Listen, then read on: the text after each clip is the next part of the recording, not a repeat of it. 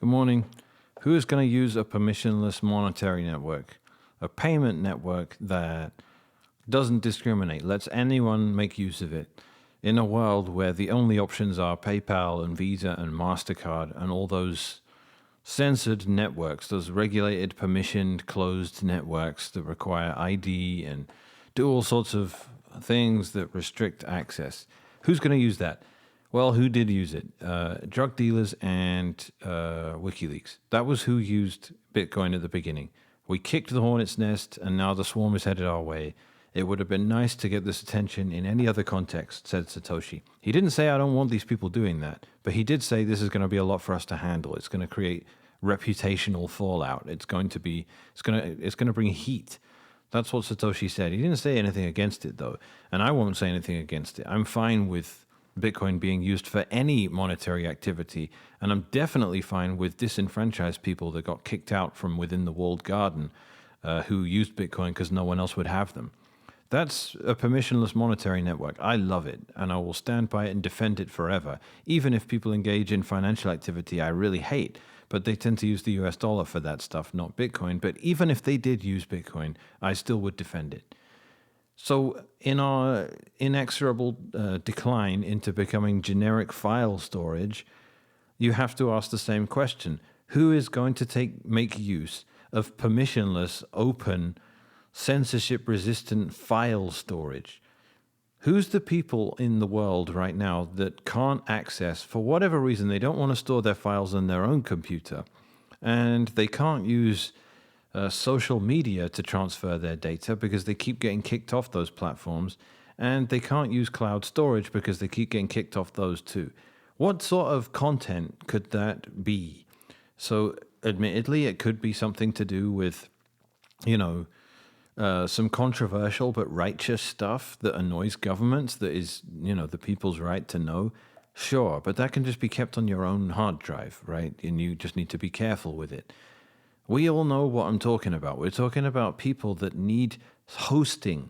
We're talking about people that have content that the world is going to find objectionable, that they can't store on their own computers because they risk getting caught with it, and they can't store in the cloud, i.e. other people's computers, because other people care about what you put on their computers. Bitcoin nodes are going to be the exception to that.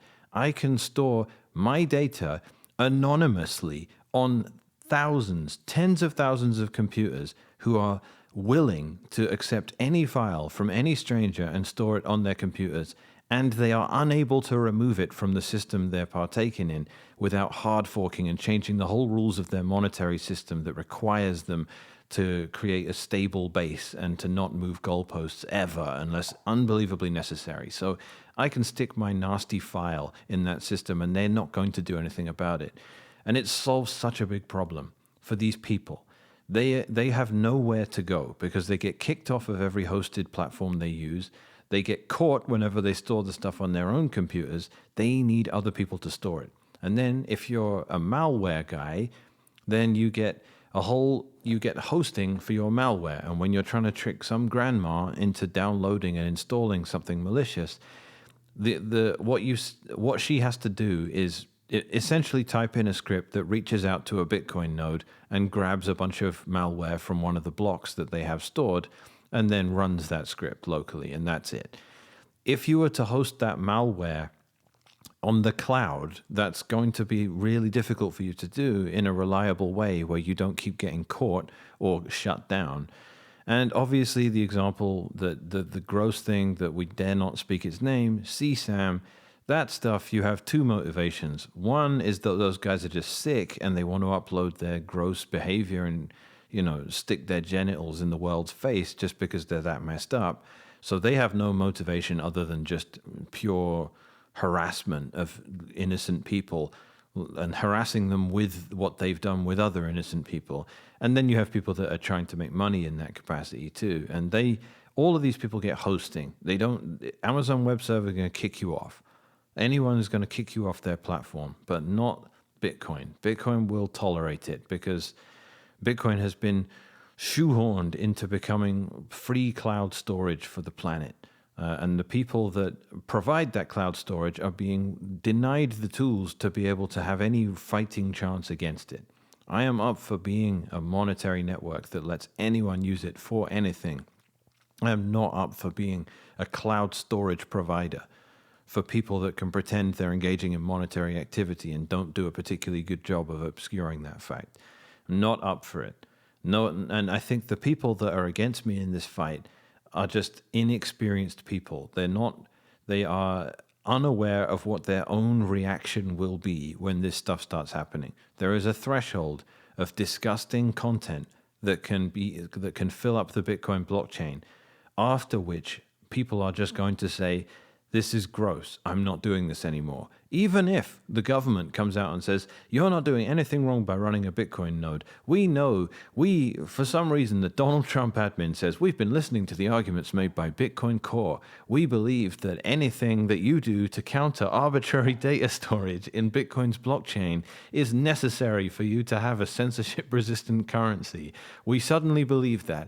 Even if they said that, I'm still not going to be a part of this system. That's how you know when I'm telling you that this has nothing to do with the government, that I'm speaking the truth. I don't care about what's legal and illegal, but sometimes those things line up, and things that are reprehensible are also illegal. That's often the case. And in this case, if governments turn around and say, these Bitcoin nodes, what's on them? This is disgusting. Why are you doing this stuff? And it's not, whatever money laundering or drug dealing or whatever they want to villainize or demonize at the moment. Instead, it's actually something that is genuinely gross. Then if they turn around and say that stuff, I'm not going to be like, well, that's just the government trying to stop me from doing what I want to do. No, I actually, what they're saying reflects a moral reality. And that is the fact that we don't treat all data as equal. I'm definitely up for treating all money as equal, but I'm definitely not up for treating all data as equal. That is just too big of an Overton window shift. I just don't see it being a thing. You can make the philosophical argument that possession of these, Vitalik tried to make it before, right? This is how you know these people don't live in the real world at all. If you want to be that philosophical about it, possession of CSAM is not in and of itself the crime, right? It was the documentation of the crime, but this is a nonsense rationalization, right? It's not something that anyone is going to buy. If you're found with that kind of crap on your computer, you're in trouble for good reason, and it's on you to not become accidentally in possession of it. And if you have the tools to reject it, it's on you to use them. And if you don't, you're going to be held liable. I'm sure that is a reasonable thing for people. That is a reasonable perspective, and it's the consensus about how we treat people. No one, Francis posted the meme, but I did say it first. No one has gone through court for being in possession of CSAM and been able to get off by making some argument that all data is just ones and zeros. That's not a thing, because no one would buy it. It's not a credible defense of that. So Bitcoin can handle some of it, because Bitcoin clearly isn't a file storage network. So people storing files in it in an unofficial, unsupported capacity are not necessarily our problem. But if we welcome them in and we say, here is an officially supported way for you to store 100 kilobyte files, have at it, and then they start doing it, then we lose all of our defense. And people keep saying it doesn't matter, they can do it anyway, there's technically no difference. But Bitcoin is not seen by the world as file storage, because it isn't. And if you officially sanction in the reference client a new way for people to store massive files and remove their ability to reject it at the mempool level, then you are saying to the world loudly and clearly, this is what Bitcoin can be used for now. And then you know what it's going to be used for. Do you want to become a decentralized, distributed, free cloud storage platform for anonymous users? Do you really think that's going to fly, and that a system like that is going to be allowed to flourish and it will be celebrated by people as a positive gift to humanity? If you think that, and then you just have utterly no experience dealing with human beings and cultures and other people who judge you based on your activity, based on very sensible instincts that you can try and divorce them from with a bunch of technobabble that are not convincing at all to anyone that has kids or has been around the block a few times. Like, it's just not realistic. And I think it comes down to street smarts versus book smarts. And I hate it because book smarts is midwit disease again. People that have fantastic, unbelievable, intelligence and intellect in a certain capacity, but have no idea how to apply it and have no experience in how to apply it. Street smarts are people that never read a book in their life, but they can pick up in 2 minutes if the guy is scamming them or not. And this is the core versus not battle in a nutshell. Everyone is reeling off pages and pages of theory about why Bitcoin technically already does this, and technically if we don't remove that, it's technically not making any difference to anything, and therefore technically improve. Every argument that begins with the word technically can be ignored because it's someone saying ignore the real world context.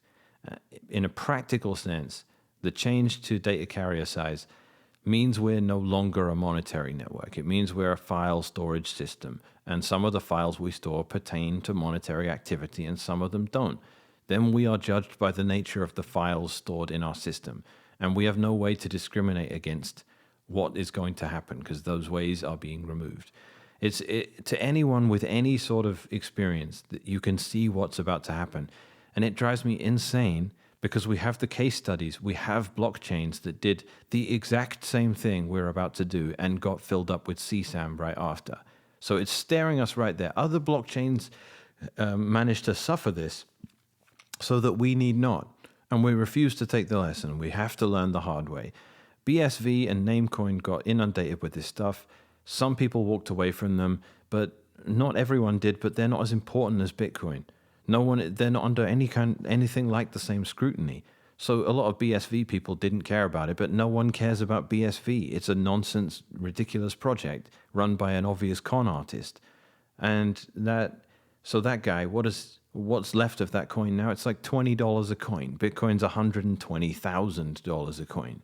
It's a completely different thing. Bitcoin, there's motivation to take it out and destroy it. In the eyes of the world, the reputation of it being a positive thing and a thing that needs to replace fiat currency, that needs to happen.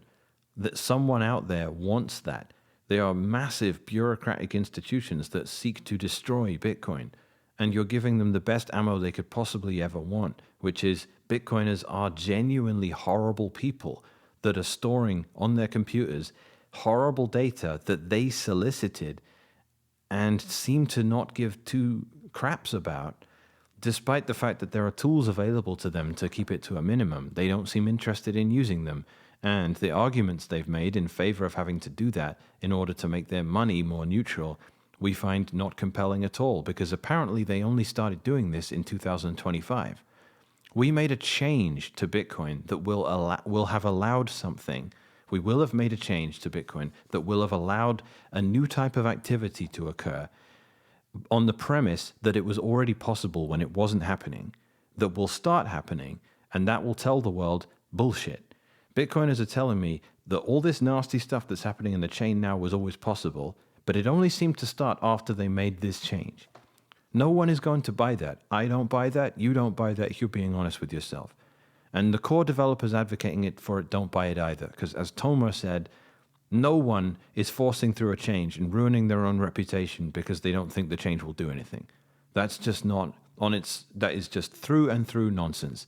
If op return didn't make any difference to anything and you have the kind of reaction that happened to what Core were trying to do, and you don't just say, okay, well, fair enough, we'll back down from it. It's controversial. We don't think it really would have done anything, but we don't need to force this through.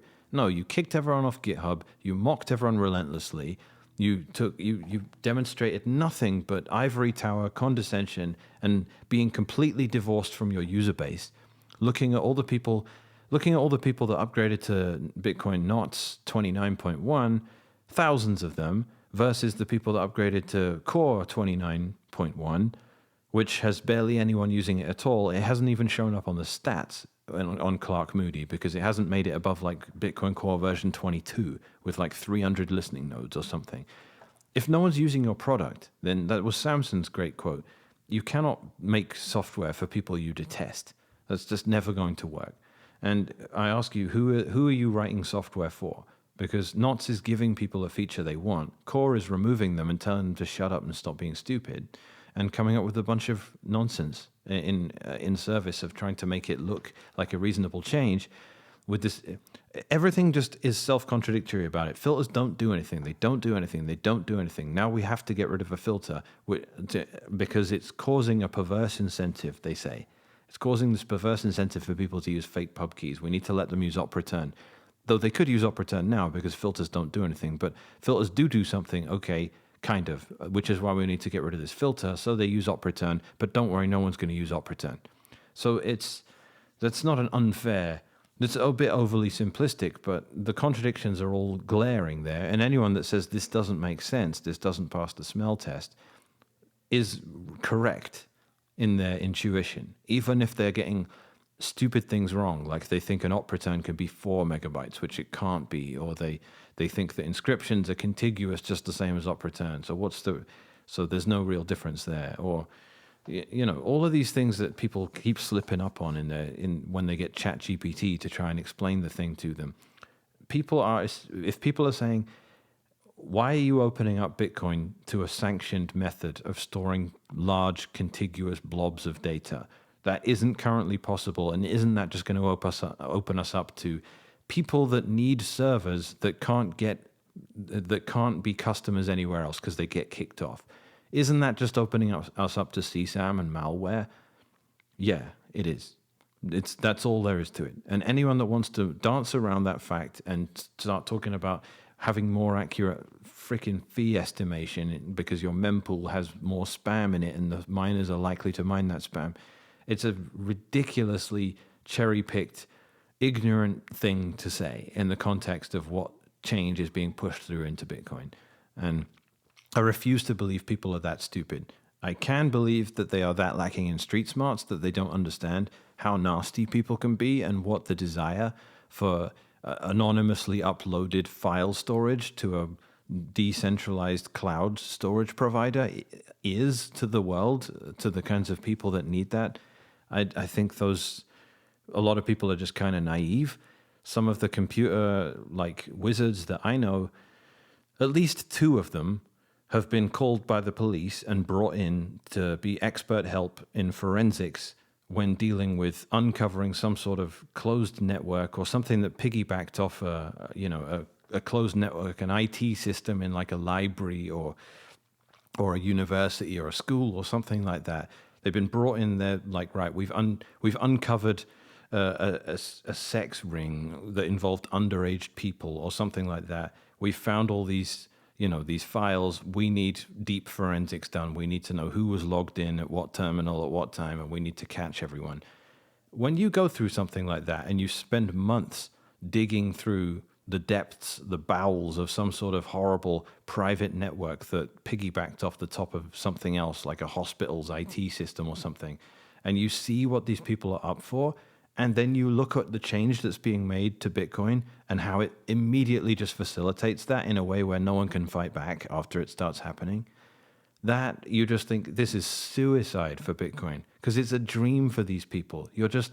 It's as stupid as just, having a jewelry store, opening all the windows and doors, taking them out, and then just leaving for a week in the middle of like a crime-ridden part of Chicago or San Francisco or something. It's just a dream for the kind of person that has no scruples and will come and steal everything. And then during the fight about it, all anyone keeps saying is, well, doors can be kicked open and locks can be picked. So there's no point having those doors and windows. That's how stupid the argument is.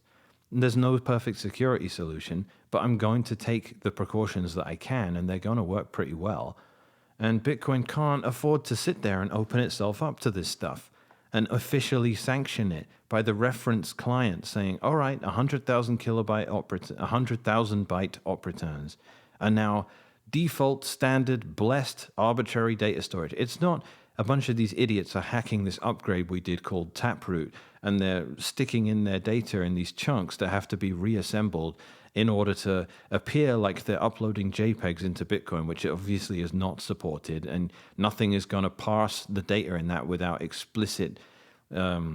without having been specifically something the person was looking to do. You can't extract any of the arbitrary data stuff in Bitcoin at the moment beyond 83 bytes, or I guess if you're talking witness data, 530 bytes. You can't reconstruct any of that stuff into multiple chunks of that stuff into one contiguous file unless you're really intending on doing it, because Bitcoin doesn't natively support file storage.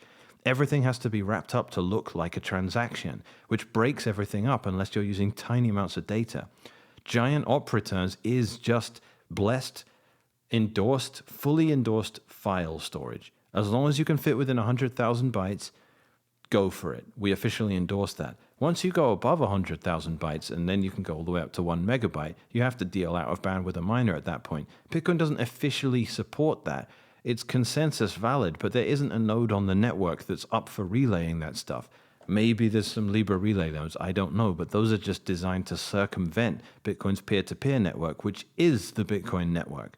So it's perfectly valid to look at Libra relay nodes as an attack, because all they're doing is circumventing what the nodes are expressing, and the node's expression is the will and testament of the Bitcoiners themselves. That is how they express themselves in the network, is through the nodes they run.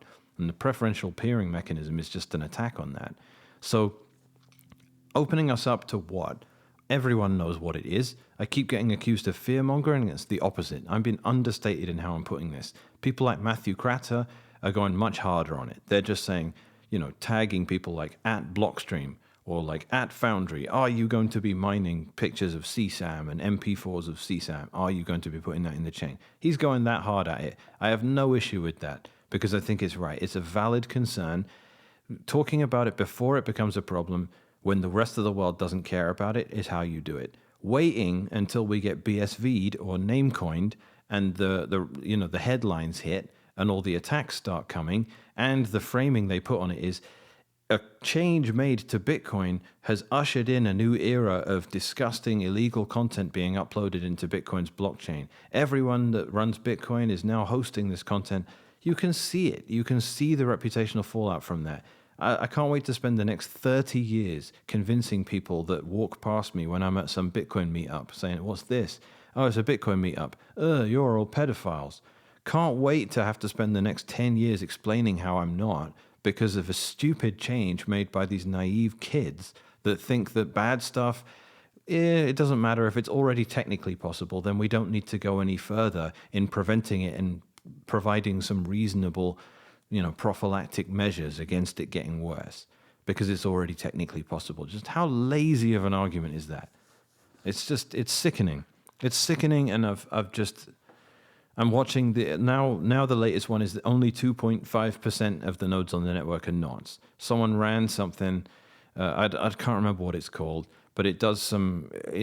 There's no way of knowing how many nodes there are on the network or what they are, whether they're running knots or core. Everything's on a best effort basis. We guess these things. Everyone's stats say something different. The stats shot up to 25% the stats said 25% of the network is running knots. I immediately called BS on that. I know we're not 25% of the network. We're less than that. But I also know we're not 2.5%.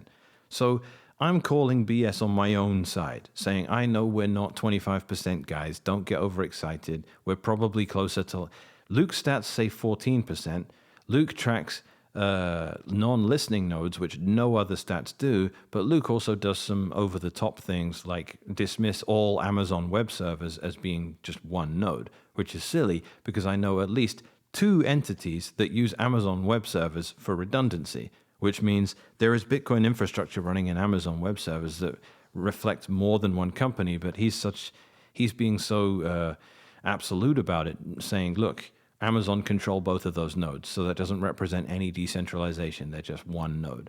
All right, but I don't know how that skews the numbers. I don't know how much Bitcoin infrastructure running in the cloud is core versus knots. I don't know. His stats say 14% of the network is running knots, but his stats lag by a month. And I've seen a massive upshot recently that some of is going to be genuine. So I have no idea what the split of core to knots is. I do know it's not 2.5%, because more than 2.5% of Bitcoiners have messaged me personally, it feels like, Well, no, I'm not going to say that because there's probably millions of Bitcoiners. But 2.5% of the nodes, more than that amount of people have messaged me or spoken to me in some capacity, come up to me at a conference, said hello. That many look, there's 2,000 independent miners on Ocean. I'm not saying they're all running knots, but a lot of them are, and because a lot of them are using Datum. So, and are they listening nodes? No, probably not. So they're not showing up on most stats, and if they're showing up on Luke's, then they're a month behind. They're not going to show up for another month. So all of these are gameable. I know that Luke's stats are gameable too. Not everyone knows how it works, so not everyone can play that game. Clark Moody, BitNodes, and Coin.dance. I think the three of those are all sharing data or feeding one another. Maybe one of them is independent. I don't know. But they're only listening nodes. And most of what's firing up at the moment is people firing up Umbrels and Start9s because they're not about to run a node on their laptop or within like a more mainstream Linux distro. They're using the prepackaged node products like Umbrel and Start9. That being the case means that they are listening nodes, but only over Tor. So I don't know what the core devs did today that wanted to say, haha, there's only 2.5% of the network running NOS. But I'm guessing they just left Tor out of the equation because all of the listening nodes on Tor are going to, that are being tracked by the websites that track that. Luke's doesn't, by the way. So that's another part missing. Luke considers Tor to be a centralized network, which, to be fair, it is. So he says they don't represent real decentralization either. So the thousands of people that have spun up Start9 nodes are irrelevant to Luke, except they're not listening over IP, but they do reach out over IP. So in theory, Luke's stats should pick them up because he picks up non-listening nodes. He doesn't look at listening Tor nodes, he looks at non-listening IP, which is the opposite of what the other stats do. And he is saying that there are significantly less NOTs users than the other sites show. So Luke's site is saying 14%. Clark Moody is saying 24%, which is crazy overinflated. So I reckon it's probably something around 18 or 19% of the network. 1 in 5, 1 in 6 people on the Bitcoin network is running NOTs. That's a significant deviation from what we had at the beginning of the year, where it was, 1 in 99, 1 in 100. We've gone from 1 in 100 to 1 in 5. That's how many more people are running NOTs now. So, and I think it's stupid for people to pretend that that's not the case. And it speaks to their disingenuousness, because I'm out here telling you NOTs is not at 25%. It's less than that. The stats are being misleading. We are not doing as well as we would like to present ourselves as doing. That's integrity saying that, okay? Whereas saying Core has 98% of dominance still. NOTs is only at 2.5%. That's not integrity. That's not honesty. That is cope, and that is lying.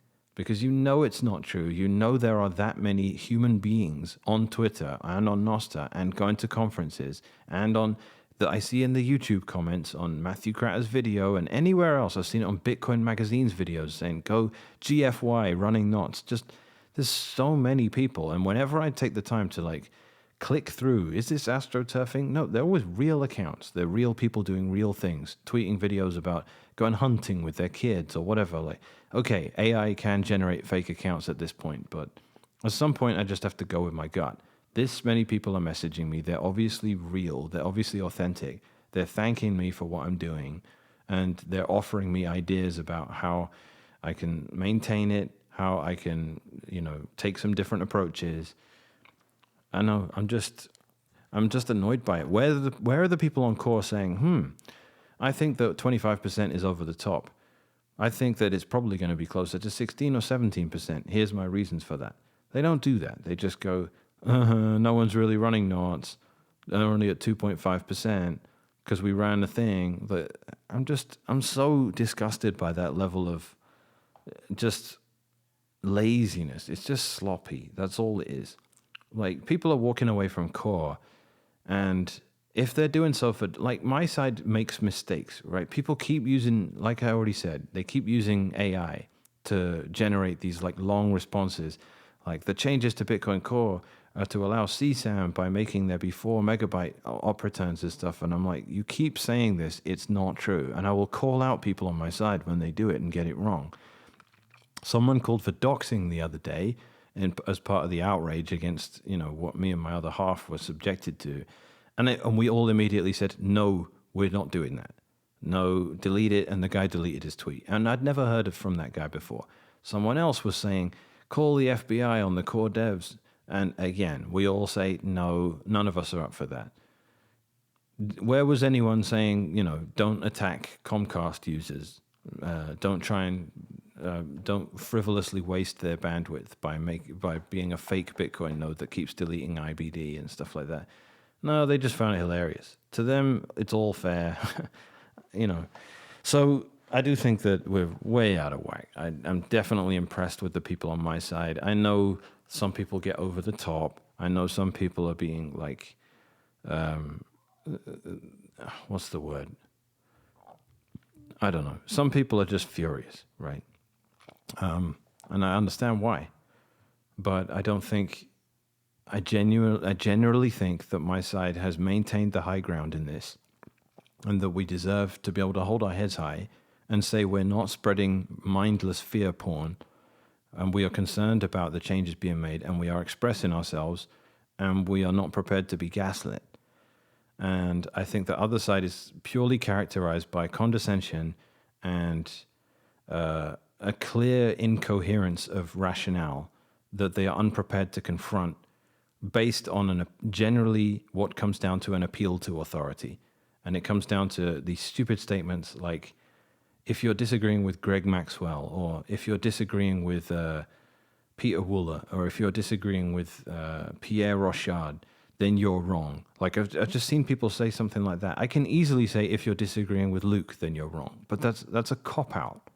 I have to be able to... I don't agree with Luke on a lot of this stuff, but I'm not going to make the cop-out that if you're disagreeing with me about spam, then you're disagreeing with Luke, and therefore you're wrong. That just means I have no real argument, doesn't it? So people that keep saying stuff like that, they're not truth-seeking people. They're lazy. They're sloppy people. And they don't need... At the end of the day, it's a lot more effort for us having to fight the inertia that core has than it is for people on the core side who have the benefit of inertia. It's a lot less effort for them. And I know people are lazy and people have other things to do. If you've decided that we're stupid and you don't want to argue with us, then you do resort, but just don't say anything. If you don't have an intelligent argument to push back against the NOTS people, just don't say anything.